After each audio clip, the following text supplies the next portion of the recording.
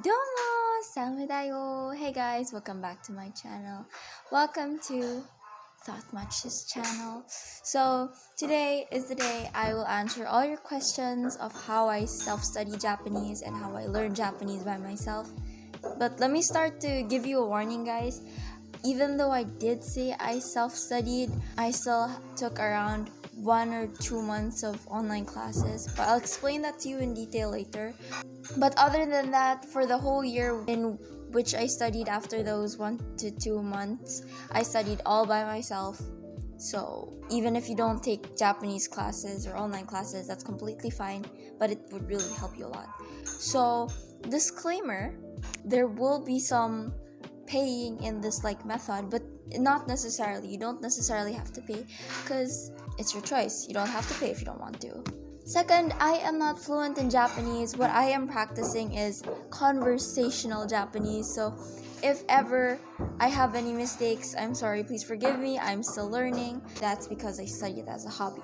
I study it as a hobby and I wanted to learn. So it's not that serious. It's not really serious. But I take my study seriously. Let's proceed to story time. So it started last year. I was quarantined in Cebu with my family. We were stuck there. We were stranded there for 3 months.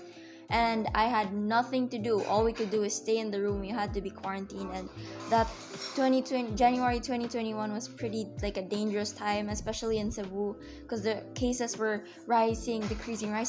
So I had to stay in the apartment all the time. So I was so bored. I had nothing to do besides attend my classes and do my homework. So I was like, how about I study Japanese? Because when COVID started 2020, I started watching a lot of anime, and I realized that I had a lot of stuck knowledge words in my head, like baka, yada, and wakaranai, wakaru, and like that. So since I had those, I decided to use them and learn Japanese. And surprisingly, I took it more seriously than I thought. That, my friends, is how I decided to learn Japanese. Please don't mind the background. If it's noisy or if it's dirty, I'm so sorry. I don't have a proper place to film. It's 10 p.m. right now. First, let's talk about websites. Okay, so I only use 2 websites, honestly. I use jisho.org. Jisho.org is a website that's literally a dictionary. It's a dictionary. If you want to learn kanji, then it tells you the meanings, the things. If you don't even know how to write it in Japanese, you could always put the Romanji version in the search tab, and then it will really show you a list of answers and stuff like that. Then it really helps a lot. It teaches you how to use them and how are the ways that you can use them, how the strokes work and stuff like that. Next, I also used Lately Japanese. Honestly, I only use it a lot because a lot of my Japanese friends use slangs often. When I don't get the meaning of their slangs, even if I translate it in Google Translate, because sometimes Google Translate won't give you the right translation. By the way, guys, please don't rely on Google Translate, because even though it can help, it's horrid. Trust issues. So guys, I don't recommend you rely too much on it. Next, we got apps. Okay, so I use 4 apps. So the first app I use is HelloTalk. Here, HelloTalk. HelloTalk is the love of my life. It's Facebook, Twitter, Instagram for me. I spend a lot of my time using HelloTalk.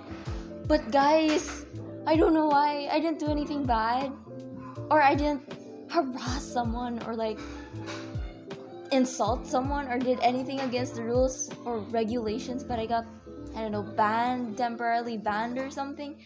I don't know why it's like that, but I'm still receiving messages from my friends from HelloTalk.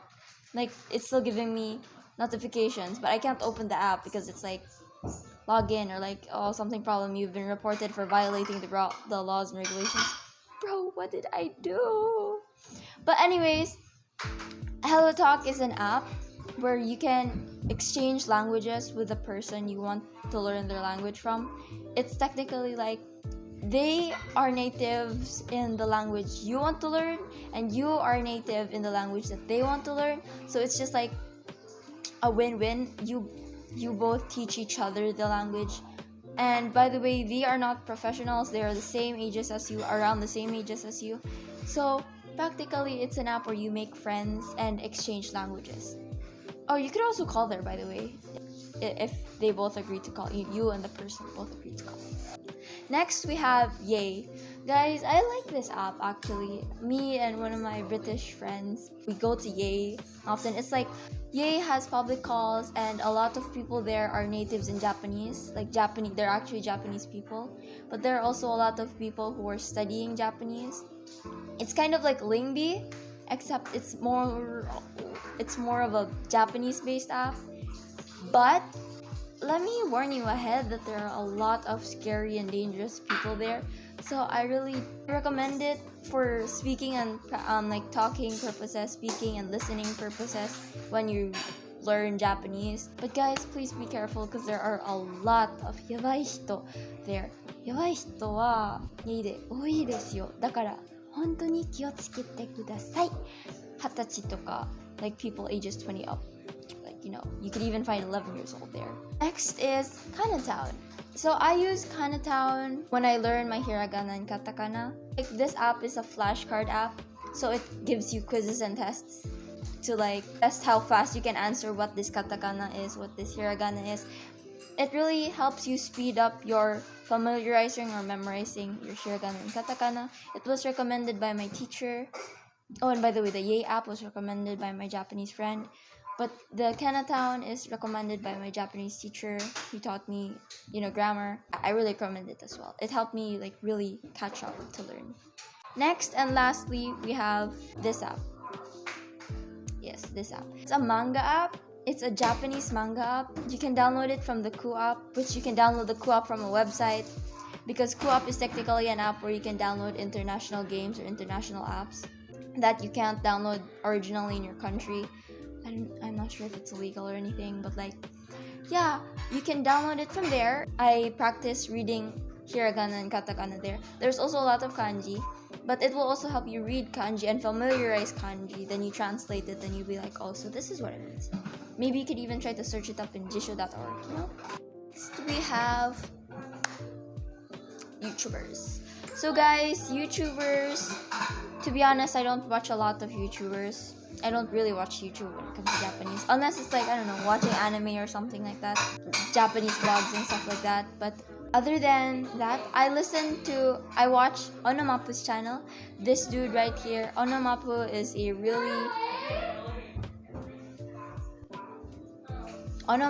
a really awesome guy. He teaches onomatopoeia, how to use structures, life in Japan. And he speaks, in his videos, he speaks Japanese, but in a pace that you can understand. Not too slow or not too fast. And oh my gosh, I swear, he's also pretty funny. So whenever he posts and I get a notification, I click it right away. Like, I have is Yuyu no Nihongo Podcast. This one, right here. Yuyu is honestly a work of art. I listen often to his YouTube. He's also in Spotify. He technically talks about things and stuff, and it could practice a lot on listening. And yes, before you like try to wonder, when I practice my Japanese, I focus a lot on speaking and listening, because those are the top things you need to know to learn, like to get more natural and to learn more in Japanese. And to tips. So how I started learning Japanese when I decided I wanted to start is I first tried to familiarize myself with hiragana and katakana, but that doesn't mean I memorized it in one sitting. I wrote it down, and then I was like, okay, you know what, I'm too tired. And I closed my book and I threw it away, and I'm like, okay, let's watch Netflix. But then I got motivated again. There's like, okay, I saw this video. I really want to learn again. So I got my notebook again. Then I tried to familiarize and then refresh my brain. So honestly, you just have to refresh. You don't necessarily have to like study them. So sorry for the background. You don't necessarily have to like study them in one sitting. I mean, you could if you want to, but like my advice is you take it slow. Take your time practicing hiragana and katakana, because that way it's more efficient. Well, it was more efficient for me. My second tip is it's really advisable to take Japanese classes. Even if it's just for a short time, I think you should try to take them, because it helps a lot in grammar, and if you have questions, it can be answered right away. And I took classes for around 1 to 2 months because my mom was just like, she saw that I really wanted to learn Japanese, and there was a promo lurking by that time, so I was able to get into a 1 month or 2 month class, and they really helped me. Japzone really helped me improve in my grammar and stuff like that. So it's really solid, yeah, because they already give a lot of books along with it, like digital copies. They give you a lot of kanji, and they help you a lot. It's a really good deal. You will not regret attending their classes. For those who want to try to look at this class or try to attend this class, I'll leave it down in the link below. It's called Japzone. For those who don't want to or don't want to spend any money for learning Japanese, that's completely fine. You don't have to spend your money, you don't have to spend anything at all. There's always YouTube videos, but if you can, online classes are recommended. Anyways, my third tip is to always expose yourself to listening to Japanese songs, movies, anime, drama, anything. As long as you're always exposed to them, the better. So you can actually pick up the words. Like, you'll see this word, you'll hear this word often, then you'll start to pick it up. Oh, this person used it at this time. This person used this expression during this time. And then you'll really get familiar with how the structure is said. So it will be more natural to you, but don't rely too much on that. Also rely on how your teachers teach you. Take advantage of the fact that you learn a lot of catchphrases or phrases and words from the songs or movies you listen to or listen to. My last 3 advices are: first, it would be better if you would call or message with a Japanese person in Japanese. In Hello Talk for Stances, you can make friends there and try to get yourself a friend there and practice your Japanese with them. If ever you have mistakes, don't worry, because I'm pretty sure they're kind enough to help you. If possible, call with them and practice your Japanese with them. Keep in touch with them so you'll get better and better every day. It doesn't have to be all the time, just do it once in a while. The second to the last is think in Japanese. It's pretty often said through every tutorial, but thinking in Japanese is the best idea because you'll get used to forming sentences like, この水は寒いな、冷たいなとか、なんかそろそろ寝るかもしれないかなとか、or you could say that, もうすぐだよ、やりたくないなとか。You can use those types of phrases, any types of phrases. I'm so sorry for the background noise. And lastly, my last tip is to find motivation. Finding motivation was a really big help for me. For example, these TikTokers helped me a lot with motivation. That's why whenever I see their vids, I'm like, oh, okay, I want to study even more. I want to understand what they're saying and stuff like that. I get motivated because I watch their videos. And for those who are possibly motivated by me because of the video you saw with Yamato-san, then thank you. Thank you so much for being motivated by me. I really hope I can help you, or I really hope I did help you. And I hope this video could help you. So, yes, that is all for today. That was all my tips. Find motivation. It doesn't matter who are they, where are they from. As long as they motivate you, then that's a big goal. So, yeah. That's all for today. Thank you for watching. And thank you for waiting for this video. If you have any other questions, comment them down below. Okay, thank you. Please like and subscribe. Bye. じゃあね。